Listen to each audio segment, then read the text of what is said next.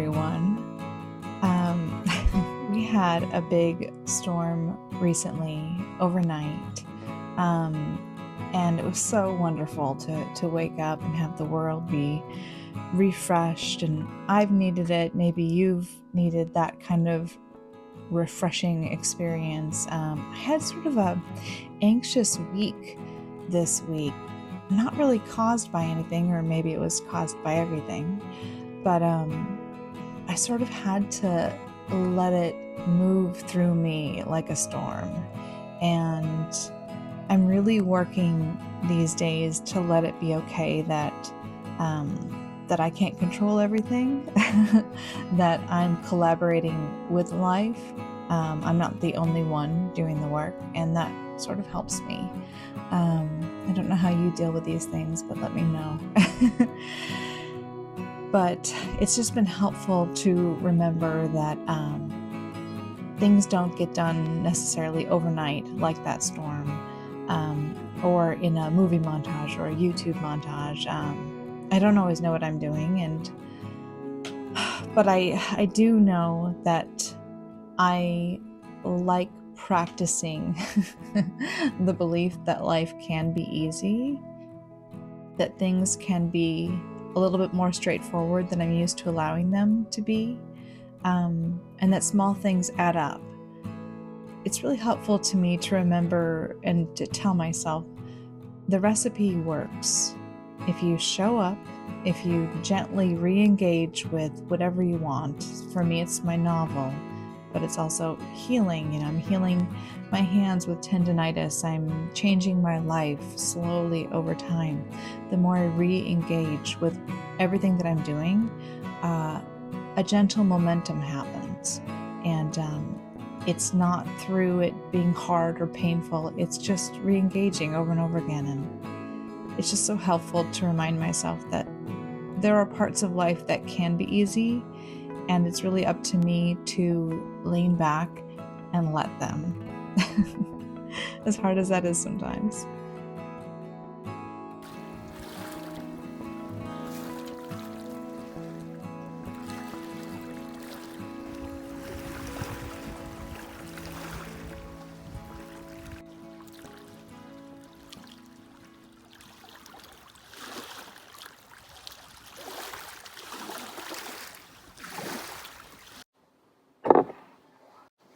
Okay.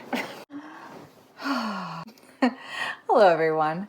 I am seated here in my perch by the window. Got some green tea. I've become a green tea drinker in the last year. For the longest time, I would have a second cup of coffee while I was writing, and just sort of added to my migraines. And then I switched to English breakfast. But I always drink English breakfast with like milk and sugar, and it was like I need less sugar. Anyway, green tea, clean energy, makes me feel better. What are we talking about today? So I'm doing a lot better than I was earlier this week. I don't know. We just go through those ebbs, right? Where it's just like, I don't know, I'm frustrated. Life's moving too slowly. I'm moving too slowly. I was also going through a lot of resistance with my novel, which is bound to make anyone depressed. Just feeling like, oh, I can't figure this out.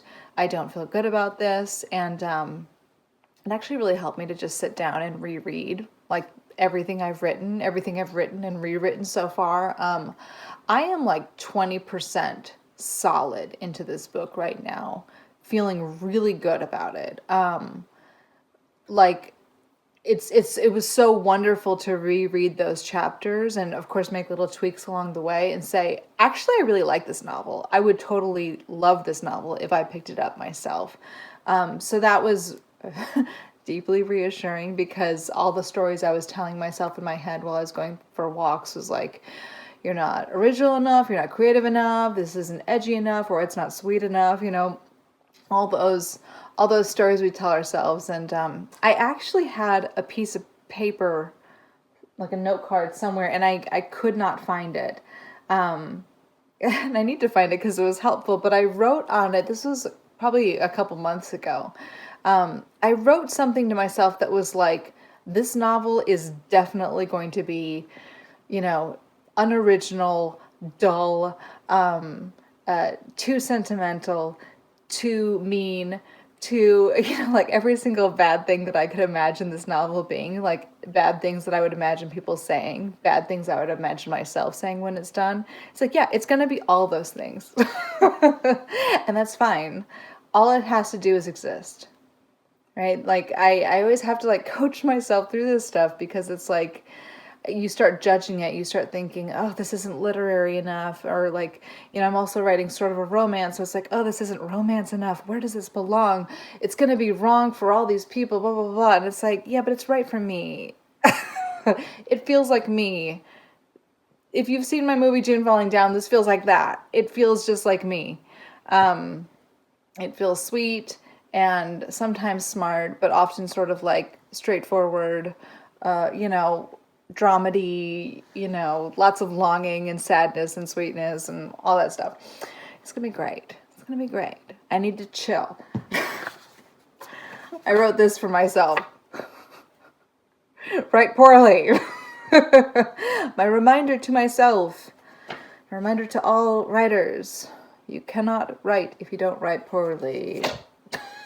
It's like basics, right? We all know this, but we don't know it in our bodies because we start to panic when we look at what we've written and it's crappy. I always do that anyway. It's funny. I've always told writers this in the past when I've coached writers, when I've worked with screenwriters, like trust your own good taste. Trust yourself that you have good taste, and you don't have to show this to anyone while you're working on it, but you will come back to it with your good taste and you'll start making tweaks and then it'll start getting fun. But I think Seth Godin says something like, if you're a writer, show me your bad writing. Like you cannot be a writer if you're not doing it poorly. So hence, write poorly. That's my advice to myself. Anyway, so I'm feeling good. Spirits are coming back. It's spring, so it's uneven. It's freezing cold still. I was wearing my winter coat, my hat, and then another day I was just wearing like my sweater sitting outside reading. So I don't know. While I was kind of down, let's talk books real quick. While I was feeling sort of down, I came across this book. This is like, I read this in like 2 days. You could probably read this in like 1 day, honestly. It's, margins and large font. But yeah, The School of Essential Ingredients by Erica Bauermeister. It looks like a sweet mom novel, if that makes sense. It was my mom's novel. She hadn't read it. I was just depressed feeling, and I was looking at her bookshelves, and I was like, wait, The School of Essential Ingredients.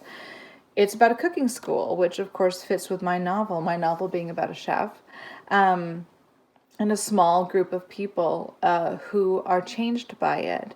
And it literally is that sweet of a novel. It's very sweet. It's very sort of flowery with its writing, very flowery, and it's writing about food. But like that's what made it so comforting when I was feeling shitty. Like that's one of the things that has been an unexpected comfort for me in writing a novel about a chef is that I get to read all this food writing. I shared a bunch of the books that I'm reading while writing this novel in my last video about researching my novel. And it has been such an unexpected delight to read about food. I never thought I would be like, yeah, I'm into food writing. That's a surprise, but it's so... Oh my God, I almost said it's so nourishing. But it is.